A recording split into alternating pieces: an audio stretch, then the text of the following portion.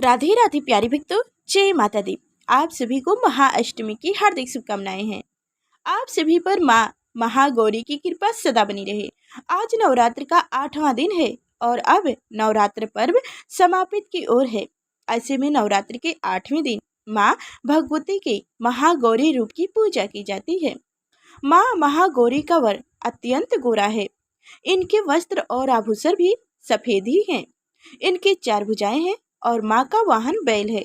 इनके अलावा माँ शेर की सवारी करती हैं। माँ के दाहिनी ओर के ऊपर वाले हाथ में अभय मुद्रा और नीचे वाले हाथ में त्रिशूल है। बाएं ओर के ऊपर वाले हाथ में डमरू और नीचे वाले हाथ में पर मुद्रा है।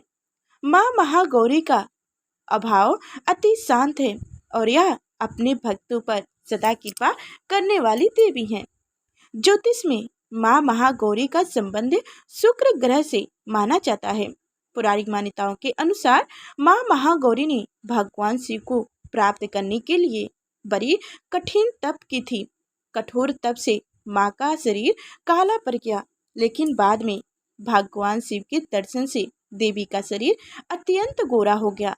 तभी से इन्हें महागौरी कहा जाने लगा। माँ महागौरी की पूजा में पीले या सफेद वस्त्र धारण करके पूजा करनी चाहिए और माँ को नारियल का भोग लगाना चाहिए। पूजा करते समय धूप दीप जलाकर माँ की पूजा करें। माँ का ध्यान करें। विशेष पूजन मंत्रों का जप करें। यदि माँ की पूजा मध्यरात्रि में की जाती है तो इनका परिणाम सबसे ज्यादा शुभ और जल्द प्राप्त होता है। अष्टमी तिथि के दिन माँ महागौरी की पूजा करने के अलावा बहुत से घरों में कन्या पूजन भी की जाता है। तो कन्या पूजन करने से पहले आप अष्टमी तिथि के दिन माँ महागौरी की पूजा विधि विधान से कर लें।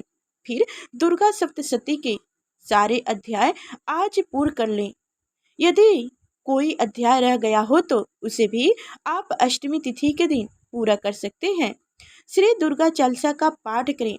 महिषासुर मर्दिनी स्त्रोत का हिंदी अनुवाद या संस्कृत में पाठ भी आप खुद कर सकते हैं या सुन सकते हैं। माँ को आज श्रृंगार की सामग्री जरूर अर्पित करें। सुहागिन महिलाओं को खास तौर पर माँ को श्रृंगार की सामग्री अर्पित करके किसी गरीब निर्धन महिला को श्रृंगार की सामग्री का दान भी देना चाहिए। ऐसा करने से दाम्पत्य जीवन में मधुरता आती है और घर में सुख समृद्धि भर जाता है। अगर आप आज कन्या पूजन कर रहे हो तो माँ महागौरी को हलवा पूरी काले चने खीर आदि का भोग लगाना चाहिए।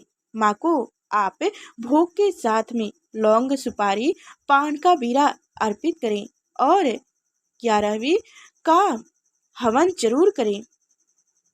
अग्नि देवता के माध्यम से अग्निदेव के सहित समस्त देवी देवताओं हमारे द्वार अर्पित किया गया भोग स्वीकार करते हैं। तो आप अग्नि को बतासे लौंग का जोड़ा खीर या हलवा या जो भी भोग आपने माता रानी को लगाए हैं उनको आप अग्नि देवता को भी जरूर अर्पित करें। कपूर जलाकर आरती करें। सबसे अंत में क्षमा याचना ना करें। अगर आप कन्या पूजन कर रहे हो तो कन्याओं को सबसे पहले ही आमंत्रित करें। माँ की पूजा करने के बाद और हवन करने के बाद ही कन्या पूजन करनी चाहिए।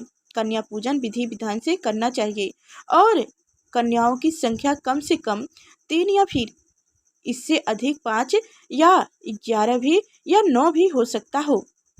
साथ में एक वटुए यानी भैरव की पूजा अवश्य करें, यानी कि एक 9 कन्याओं के साथ एक लड़की को भी साथ में बैठाइए।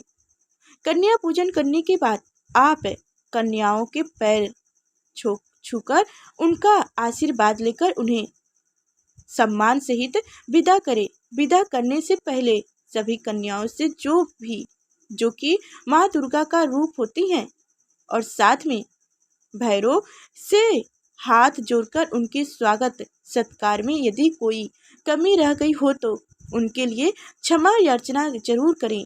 माँ भगवती के सभी कष्ट रूपी की पूजा करने के बाद जो लोग आज कन्या पूजन करके यदि भोजन भी ग्रहण कर रहे हो तो उन्हें भी अगले दिन यानी नवमी तिथि के दिन माँ महागौरी की पूजा जरूर करनी चाहिए।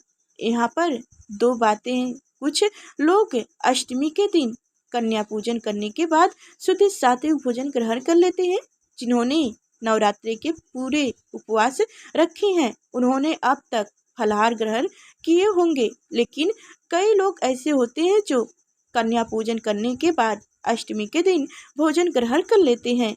तो अगर आप पहले से इन नियम का पालन कर रहे हो तो तब तो आपको ऐसा करना चाहिए। अगर आप पहली बार उपवास प्रारंभ कर रहे हो तो आप अष्टमी के दिन कन्या पूजन करके जो अन्न का सेवन है वह नवमी तिथि को करे तो ज़्यादा सही होगा, क्योंकि आपके घर में जब अष्टमी के दिन कन्या पूजन होता है तो अष्टमी के दिन भी आपको उपवास ही रखना चाहिए।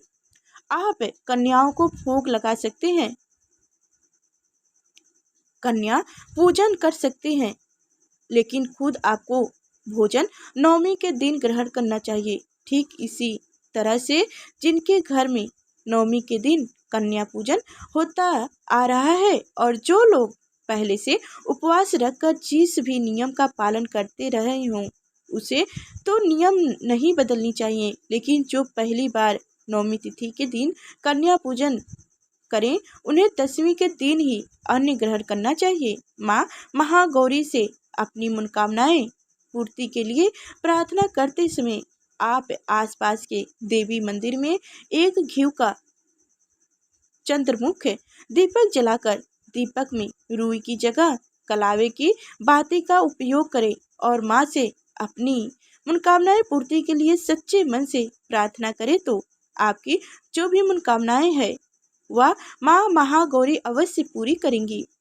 इस उपाय को आप सुबह या शाम की पूजा में किसी भी समय कर सकते हैं। वैसे तो सभी 9 देवियों को हर दिन लौंग, सुपारी, पान, इलायची का या समा के चावल की खीर का भोग लगा सकते हैं। यदि आपके पास कोई विशेष भोग नहीं है तो जो मौसमी फल आजकल आते हैं आप उन्हीं का भोग माँ को अर्पित कर सकते हैं। और जब भी आप सुबह और शाम माँ को भोग लगाएं तो उसका एक हिस्सा आप गौ माता के लिए जरूर निकालें। गौ माता को गौस्य देने से या गौ माता को फल खिलाने से या भोग खिलाने से गौ माता की कृपा से आपके घर का जो भी वस्तु दोष है वह दूर हो जाते हैं। तो अब सुनिए माँ महागौरी की कथा। कथा सुनने से पहले आप सभी को एक जरूरी बात बता दूं कि अगर आप व्रत की कथा सुन रहे हैं या भक्ति कथा सुन रहे हैं तो कथा को सुनते वक्त बीच में अधूरी छोड़कर ना उठनी चाहिए, ना कहीं जानी चाहिए। अगर आप ऐसा करते हैं तो जिन देवी देवताओं की आप कथा सुनते हैं उनका अपमान करते हैं वो आपसे रुष्ट भी हो सकते हैं। तो ऐसा आप कदाचित भी भूल कर भी ना ऐसा कीजिएगा। तो चलिए आज की अगर हमारी कथा आप पूरी अंत तक सुने हैं तो कमेंट में जय माँ महागौरी जरूर लिखिएगा और लाइक कर चैनल को सब्सक्राइब कीजिएगा, शेयर भी कीजिएगा। तो चलिए अब रिस्पान कीजिए, ध्यानपूर्वक माता महागौरी की कथा सुनिए। पार्वती जी ने शिव जी पति रूप में प्राप्त करने के लिए कठोर तपस्या की थी। घोर तप के कारण से इनका शरीर काला पड़ गया। इनकी तपस्या से प्रसन्न होकर भगवान शिव ने इनके शरीर को गंगा के पवित्र जल से धोकर कांतिमय बना दिए। इनका रूप गोरा वर का हो गया, इसलिए यह महागौरी कहलाई। इनकी एक और भी कथा है। इनके अनुसार एक भूखा सिंह भोजन की तलाश में वहां पहुंचा जहां देवी पार्वती तपस्या कर रही थी। देवी को देखकर सिंह का भूख बढ़ गया, लेकिन वह देवी के तपस्या से उतने का प्रतीक्षा करते हुए वहीं पर बैठ गया। इस प्रतीक्षा में वह काफी कमजोर हो गया। वह प्रतीक्षा कर रहा था कि कब देवी अपनी तपस्या से उठे और कब हम उनका भोजन करें। देवी जब तप से उठी तो सिंह का दशा देखकर उन्हें इस पर बहुत दया आई और माँ ने उसे अपना वाहन बना ली, क्योंकि वह एक प्रकार से उसने भी तपस्या की थी। इसलिए देवी गौरी का वाहन बैल और सिंह दोनों ही हैं। जय माँ महागौरी। तो प्यारे भक्तों, आप सभी को एक बार फिर से बता दें कि लाइक और चैनल को सब्सक्राइब अवश्य करिएगा और जगराता की कथा भी हमारे चैनल पर सुनाई जाएगी, उसे भी सुनिएगा। कहा जाता है कि बिना जगराता की कथा सुने नवरात्रि का व्रत संपूर्ण नहीं होता है। तो इसलिए जगराता करनी चाहिए और जगराता की कथा भी अवश्य सुननी चाहिए।